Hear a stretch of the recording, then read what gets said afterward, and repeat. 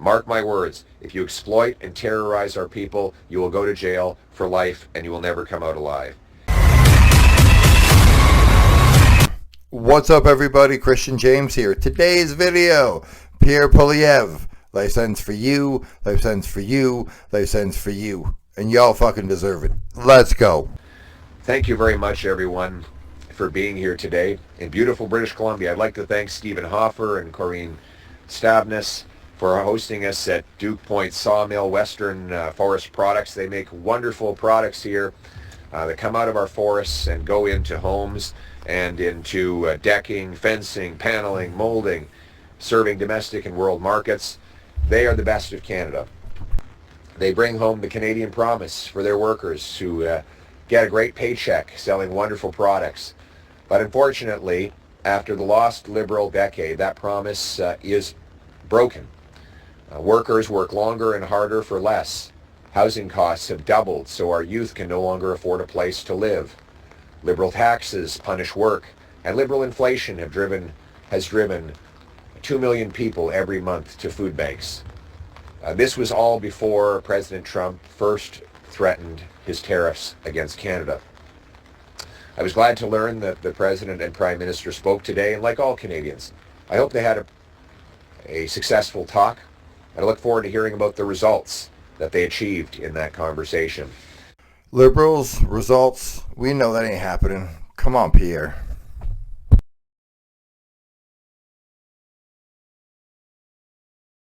Prime Minister spoke today, and like all Canadians, I hope they had a successful talk, and I look forward to hearing about the results that they achieved in that conversation for Canadians. But regardless of what was said, what is now clear is that it was a mistake over the lost Liberal decade to weaken our economy and become more dependent on the Americans. Liberals blocked pipelines, LNG plants, port expansions, and other major projects because of a radical net zero ideology that has now made us more reliant on the Americans than ever before. We need to break that reliance.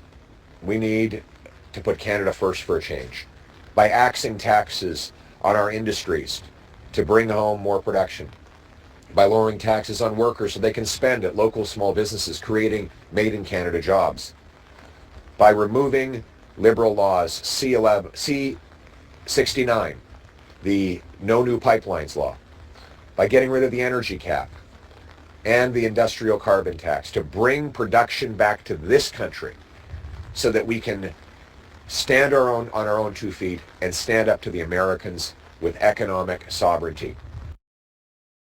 To the world, ladies and gentlemen, to the world. The world's second largest nation.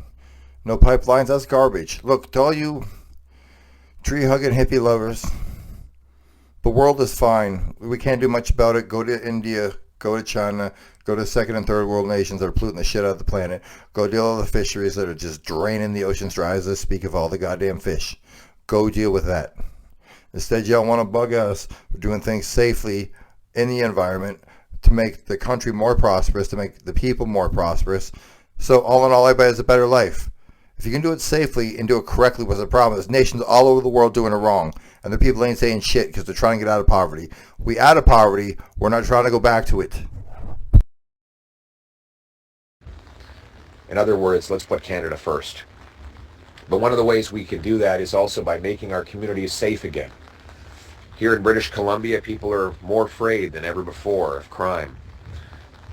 As our candidate, Tamara Cronus, will tell you, when she goes door knocking, she meets people who are struggling with fear, who are worried their cars will be stolen, that people addicted to drugs might rob them in order to pay for the addiction. We see addicts on street corners hunched over. We see tent cities that are routinely taken down and then pop up soon afterwards. This is the lost Liberal decade, that even in the most beautiful places in the world, like Nanaimo, we have seen this promise broken. Violent crime is up 50%. Human trafficking up 84%. Calls to the National Human Trafficking Hotline up 238%. Ladies and gentlemen, talk about failure. That I was aware of the phone numbers before, and I'm sure that's not the case. Look, I saw Working Man today with Jason Statham. The movie is a great movie. His boss's daughter goes missing. The boss asks him to get it back. He says, no, I don't do that anymore. Had a conversation with an old buddy. Spoiler alert! Spoiler alert! Finds the girl, kills all the guys. To every father of a girl, and I am one, that's the biggest fear you have. And to have a government that doesn't seem to give a shit is absolutely terrifying, because they're not supposed to care about your daughter, but they're supposed to care about Canadian women and children and people as a whole. That's the problem. In the last 6 years, the vast majority of victims of human trafficking are women and girls. And even if they escape and bravely report their ordeal, when their perpetrators are arrested, they are promptly released on bail or later on parole. It's almost like they don't give a flying whoo. Let's be honest, they don't give a fuck. It's not a whoo they don't give a fuck. They had a pocket full of fucks, they wouldn't give you one because they don't give a fuck. And they reoffend and do it all over again. Then there's the guns. 85% of guns used in crime come in through our borders mostly from the United States. Only 1% of our shipping containers are inspected. And the Liberals passed C5, getting rid of mandatory jail time for gun criminals. So the offenders who bring in these arms illegally get to serve their sentence in the comfort of their living room. So we can't have legal guns anymore because Trudeau keeps making law after law after law after law after law after law after law after law after law to get rid of all the legal handguns we have, so eventually he can just try to lock us in our houses. So all they're going to stop will do, ladies and gentlemen, read a history book. But if you're caught with one illegally, no big deal. Just go hang out at home and play Xbox. Okay. 75, which allows repeat rampant offenders to be released within hours of their latest arrest, meaning that in Vancouver, the same 40 offenders had to be arrested 6,000 times in a single year. Worst of all is the fentanyl. Opioids have killed 50,000 people during the lost Liberal decade of decriminalization and tax-funded supply. Just to put it in perspective, fentanyl is 100 times more powerful than heroin. 40 milligrams of fentanyl can kill 20 people. A mass trafficker of these drugs is a mass murderer. He's like firing a gun into a crowded room. He doesn't know maybe who he's going to hit, but he's definitely killing somebody. 2 criminals were recently caught here in this area, Nanaimo, at a, quote, safe injection site sanctioned by the federal government under the Controlled Drugs and Substances Act and often funded with your tax dollars. There, these offenders were caught at the site by officers. They were caught with 245 grams of suspected methamphetamines, 230 grams of suspected cocaine, 45 grams of fentanyl. Another investigation led officers to find 640 grams of meth, 280 grams of cocaine, and 190 of fentanyl. They also seized 3 illegal firearms. Sadly, these stories are now all too common after the Liberals weakened our laws and allowed drugs in our streets. And because Liberals have stacked these laws one on top of the other, the problem compounds. Electing the Carney Liberals will mean 4 more years of the same failed Liberal catch and release, soft on crime, hug-a-thug policies that got us into this mess. 4 more years of the Liberals after the lost decade will mean more crime, more chaos, more death, more destruction. It's no secret that the Liberal drug policy has been a disaster, but they're doubling down. Because that's what they do. If it didn't work, just go harder. That's what always works, right? If at first you don't succeed, double down on stupidity. Same Liberal ministers, the same Liberal MPs, the same Liberal strategists, and the same Liberal policies of the last decade. In fact, they've gotten even more extreme. Now, the Liberals have brought on Gregor Robertson, the radical former mayor of Vancouver, who's known for running dangerous experiments like drug liberalization and so-called safe supply that flooded the streets. A recent study showed that these policies increased opioid hospitalizations by 58%. And the Vancouver police say that 50% of all the hydromorphone they recover is actually tax-funded drugs distributed by our very own government. So we give it out, and then somehow we get it back. Well, how does that work? So if we give it out legally and the police take it back, do we give it back to the people who give it out legally after it's dealt with in jail? You see how fucking stupid this is? The illegal substance is the substance that we gave out. How could the fucking illegal substance be the substance the government gave out? That's how dumb they are, ladies and gentlemen. You can't even make sense of what they did. It's nice to see the experts, so-called experts, finally acknowledging that they were wrong all along. But that does not mean the Liberals understand that. Gregor Robertson was one of the most radical zealots promoting free drugs in our communities, safe injection sites on every street corner, without consultation and regardless of whether people opposed. The courageous Chinese community in Richmond was forced again and again to stand up against these policies, and now everybody is speaking up. But Mark Carney won't solve the problem that his party caused. He said that fentanyl is not even a crisis in Canada. I don't know what world he lives on. Ladies and gentlemen, 13 years ago, my best friend Sheldon died of a fentanyl overdose when he smoked a patch.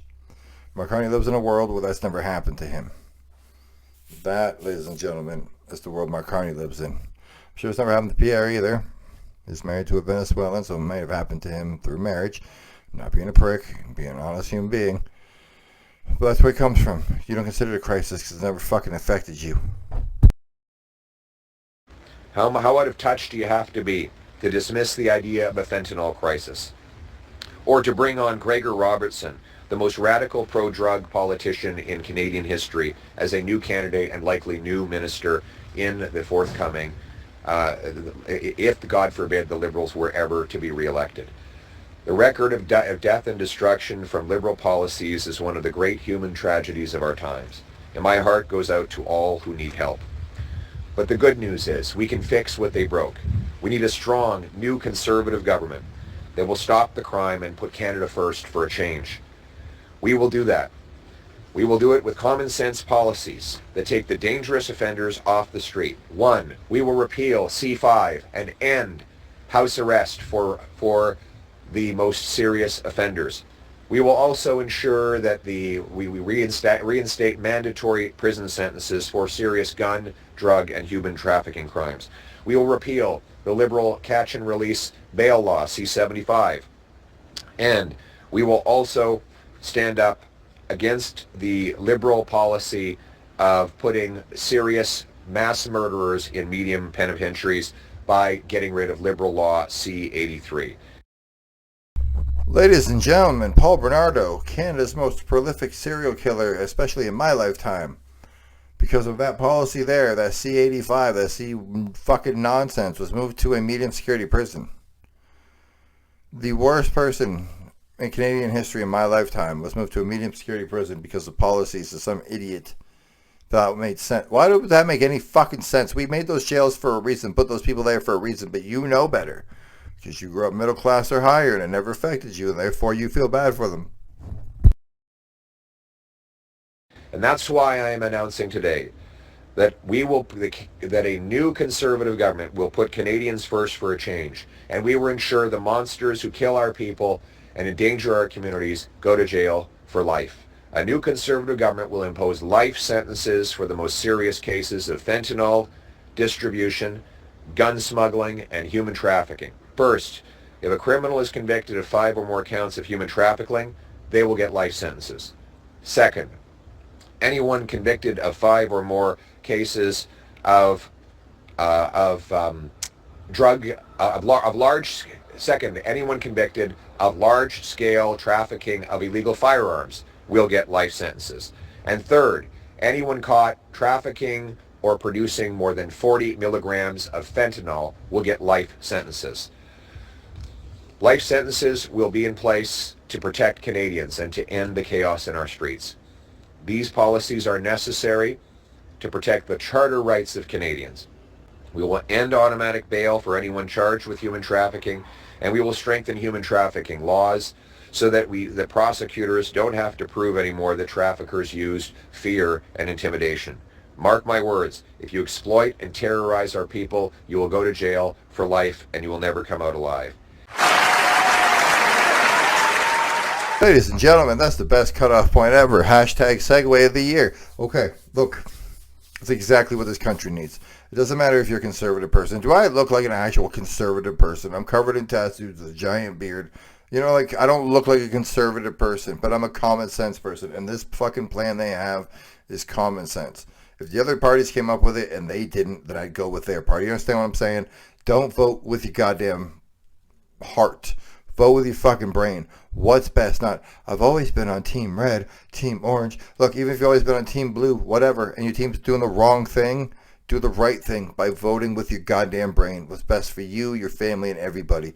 These people should go to jail for the rest of their fucking lives because the people they affect are going to die forever. And they're going to die early. And I know that was a dumb segue, and I thought I was going to go somewhere else, but it didn't.